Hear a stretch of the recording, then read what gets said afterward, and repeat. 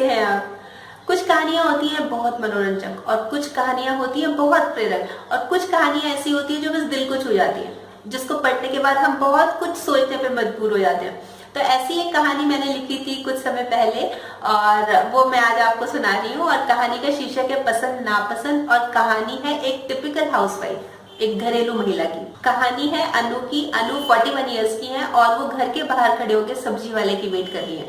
असल में आज उनको बहुत सारी सब्जी खरीदनी है। जब वो घर के अंदर काम कर रही थी तो पिछली गली से उनको आवाज आती है सब्जी वाले की। वो बाहर आके खड़ी हो जाती है क्योंकि अगर वो सब्जी वाला मिस हो गया, वो आगे निकल गया तो उनको मार्केट जाना पड़ेगा सब्जी लेने के लिए। इसलिए वो घर के बाहर पहले से आके खड़ी हो गई और वो सोचने लगी कि क्या क्या लेना है, क्या क्या लेना है। मतलब वो लिस्ट मनी मन तैयार कर रही थी। इतने में सब्जी वाला उनके घर के आगे आके खड़ा हो गया और वो बिना मोल भाव किए फटाफट फटाफट सब्जी खरीदने लगी। और सब्जी वाला क्योंकि रोज आता था, वो बीबी को जानता था, तो बोलता है बीबी आज क्या बात है, आज तो आप बहुत सारी सब्जी ले रहे हो, घर में मेहमान आने वाले हैं। तो वो बोली कि नहीं मेहमान नहीं, आज मेरा जन्मदिन है और बच्चों ने और इन्होंने बहुत सारी फरमाइशों की लिस्ट दी है, बहुत सारी चीजें बनानी है। और फटाफट फटाफट वो सब्जी खरीदने लगी और उसको इंस्ट्रक्शन देने लगी कि धनिया बहुत सारा डालना, हरी मिर्च डालना, अदरक डालना मत भूलना। और वो बिना मोल भाव किए फटाफट फटाफट सब्जियां लेने लगी।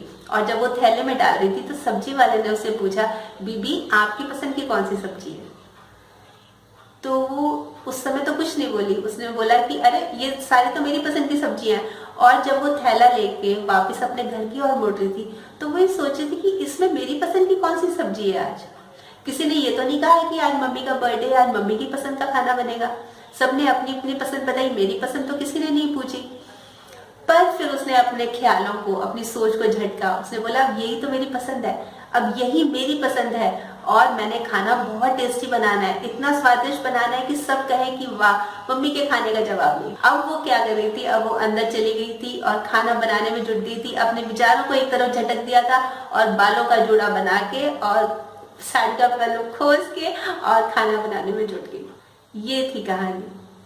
आपको कहानी कैसी लगी ये जरूर बताइएगा। कल फिर मिलूंगी एक और नए टॉपिक के साथ। तब तक स्माइल भी रखिए और पॉजिटिव रहिए और पॉजिटिव सोचिए और अपने घर में, अपने घर के आसपास सभी लेडीज को, महिलाओं को बहुत सम्मान भी दीजिए और प्यार भी दीजिए।